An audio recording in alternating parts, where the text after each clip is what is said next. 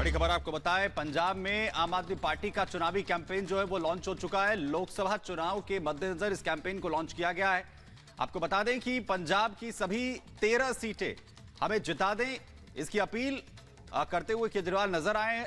आपको बताएं केजरीवाल जनता मालिक है, यह भी उन्होंने अपील की और 75 साल में पहली ईमानदार सरकार है, इसका दावा भी अरविंद केजरीवाल ने किया। तो आज आपसे फिर से हम मांगने के लिए आए हैं। आपने हमें बहुत कुछ दिया है, हम बहुत छोटे लोग थे, बहुत प्यार दिया है। आज आपसे फिर से हम मांगने के लिए आए हैं कि हमारे इस वाले चुनाव में 13 के 13 एमपी आप जिता दीजिए। एक चीज और कहना चाहता हूं, मैं दिल्ली से आया हूं आपका वोट मांगने के लिए। पंजाब के लोगों का वोट चाहिए। हम मान सम्मान करते हैं, आपका भगवान मानते हैं, हम आपको हम अपना मालिक मानते हैं। हमें आपका वोट चाहिए। जिसको वोट चाहिए उसी को दो। जो कह रहा है मेरे को वोट ही नहीं चाहिए, उसको वोट क्यों देते हो? जो कह रहा है मेरी तो 370 आ रही है, उसको बोलो हाँ भाई तू 370 ले ले, अपनी जहां जाके लेनी है ले ले। उनको आपका वोट नहीं चाहिए, हमें आपका वोट चाहिए। संसद विच भी भगवंत मान, खुशहाल पंजाब ते वधेगी शान। संसद विच भी भगवंत मान, खुशहाल पंजाब ते वधेगी शान। और दूसरा स्लोगन जो पहले से कई दिन से चला आ रहा है, पंजाब बनेगा हीरो इस बार तेरा जी। बात करते हैं उत्तर प्रदेश के एमएलसी चुनाव को लेकर बड़ी खबर आपको बताएं, जहां पर एनडीए के उम्मीदवारों की तरफ से नामांकन दाखिल किया गया है। बड़ी जानकारी आपको दे रहे हैं, जहां पर उम्मीदवार जिनकी तरफ से अपना नामांकन दाखिल किया गया। अगर ओवरऑल बात करें एनडीए के उम्मीदवारों की नामांकन यहां पर दाखिल किया गया है।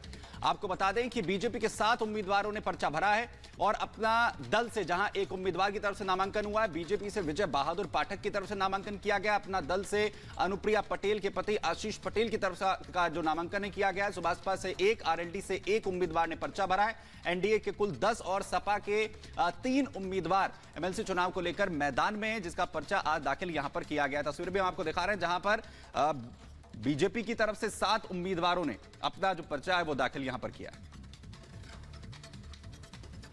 पार्टी के कार्यकर्ता के नाते मुझे दायित्व मिला है, तो सदन में जो मेरी भूमिका है, आपने देखा कि बहुत सारे ऐसे मुद्दे जो विपक्ष ने नहीं उठाया, पर सदन के सदस्य के नाते मैंने वहां भी मुद्दे उठाए।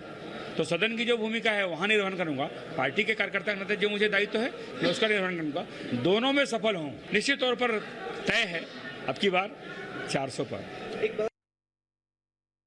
एनडीए के सहयोगी दल जितने लोग हैं सबको एक एक सीट मिली थी, उसी में हम लोगों को मिली थी। हम लोगों की पार्टी के जिलाध्यक्ष मऊ के रहे, आजमगढ़ के मंडल अध्यक्ष रहे और प्रदेश अध्यक्ष इस समय वर्तमान में पूर्वांचल हैं। पार्टी ने उनको प्रत्याशी बनाया है, पार्टी ने उनको उस योग्य समझा है, मेहनत किए हैं। उनसे हम बात करेंगे और उनसे हम सीधा ये जानेंगे कि ये एक्सप्रेसवे द्वारका का जो बना है उससे इन लोगों को कितना फायदा होगा। आपसे मैं सर जानना चाहता हूँ, इस एक्सप्रेसवे से कितना फायदा आप लोगों को होगा? सर एक तो ये जाम खत्म हो जाएगा, जो नेपालपुर का बहुत से जाम है जो खत्म हो जाएंगे। और तो बाकी देखते हैं सर, क्योंकि हम देखते थे सर गुरुग्राम जाने वाले लोग जो है दिल्ली से वो बहुत परेशान होते थे जाम से परेशान होते थे बहुत। एक डेढ़ घंटा गुरुग्राम जाने में लग जाता था। अब थोड़ा सहूलियत मिलेगी इनको जाम से। तो बाकी देखते हैं उसके बाद क्या होता है कि जाम लगता है नहीं लगता है इससे।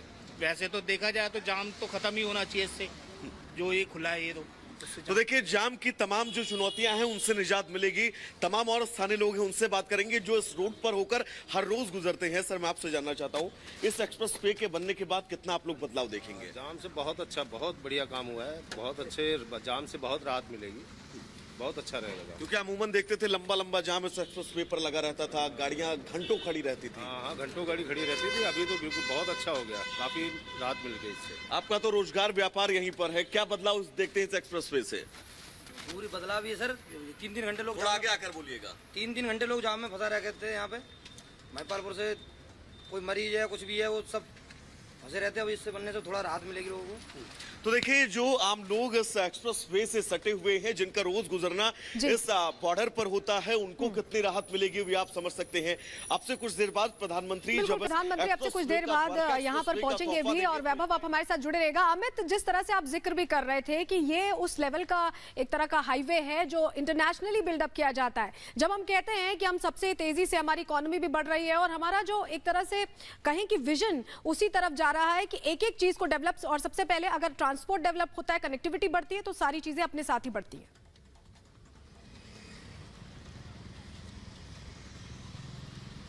बिल्कुल सलोनी, आपने जो बात कही बिल्कुल 100% सच है। तस्वीरें मेरे कैमरा पर्सन आपको दिखाएंगे।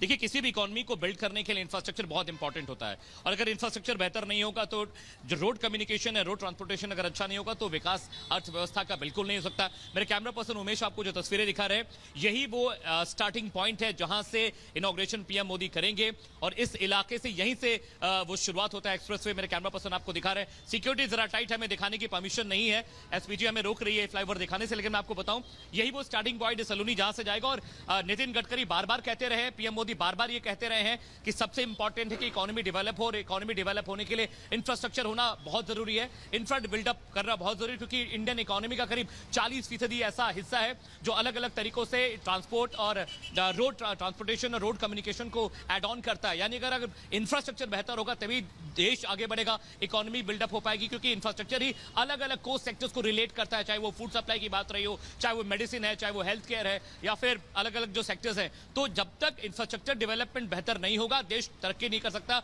और 2047 तक पीएम भी कहते हैं कि विकसित भारत बनाने का उन्होंने लक्ष्य रखा है, और वो रास्ता ऐसे ही जाता है, ऐसे ही गुजरता है। जब इंफ्रास्ट्रक्चर डेवलपमेंट होगा सलोनी, तभी देश उन्नति करेगा, देश विकास करेगा। और इंफ्रास्ट्रक्चर डेवलपमेंट जो है वो विकास का एक ऐसा पहिया है जो घूमता है, तो जो देश है वो तरक्की की ओर आगे बढ़ता है। इसका जिक्र प्रधानमंत्री नरेंद्र मोदी ने अमित बार बार किया। मैं वापस आप तीनों के पास लौटूंगा। वहीं आपको बताएं कि गुरुग्राम में श्रमिकों से भी प्रधानमंत्री नरेंद्र मोदी ने मुलाकात की है।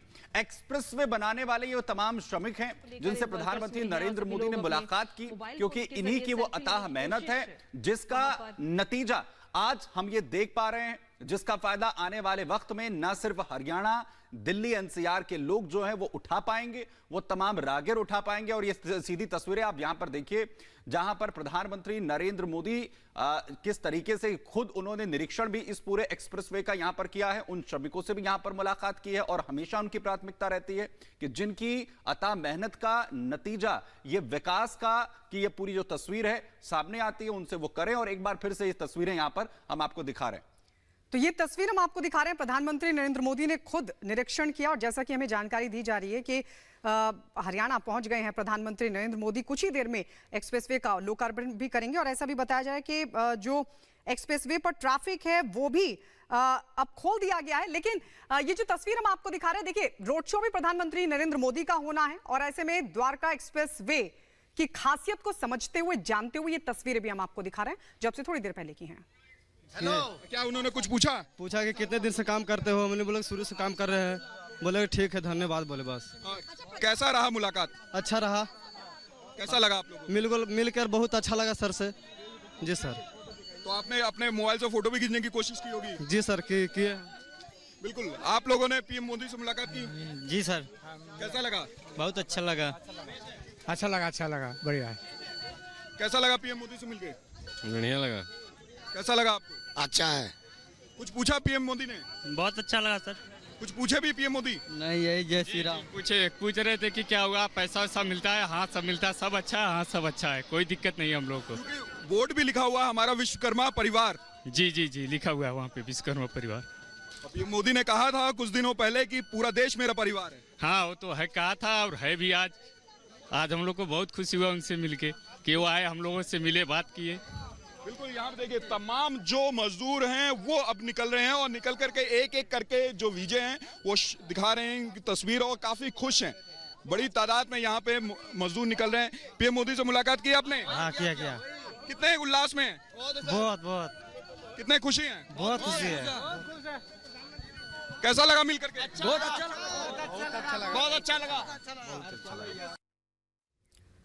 और अमित हमारे सहयोगी लगातार ग्राउंड पर बने हुए हैं। अमित, जैसे कि हम देख रहे थे कि हरियाणा की बात हो, राजस्थान की बात हो, पंजाब की बात हो, जम्मू कश्मीर, इन राज्यों से जो लोग आते थे उनको भी खासी दिक्कतों का सामना करना पड़ता था।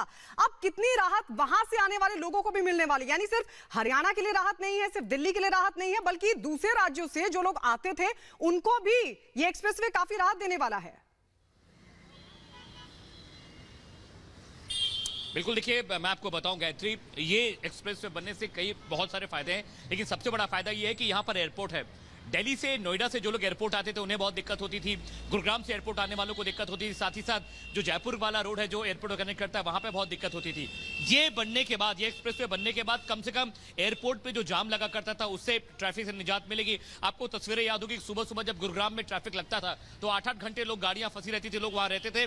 उस ट्रैफिक की दिक्कत से लोगों को निजात मिलेगी। बहुत सारे इसमें सब कनेक्टर्स लगाए गए इस एक्सप्रेसवे पे, यानी अगर आप जा रहे हैं तो आपको अलग अलग कट से अलग अलग इलाकों को जोड़ने के लिए उससे भी एक बहुत बड़ा फायदा होगा। साथ ही साथ ये जो पूरा, चाहे वो मध्य प्रदेश का रास्ता हो जो जयपुर को जोड़ता है, चाहे जयपुर से मानेसर आते हो, हरियाणा, चंडीगढ़, मुंबई एक्सप्रेस वे वाला जो रास्ता है, उन सब रास्तों को ये एक्सप्रेसवे कनेक्ट करेगा।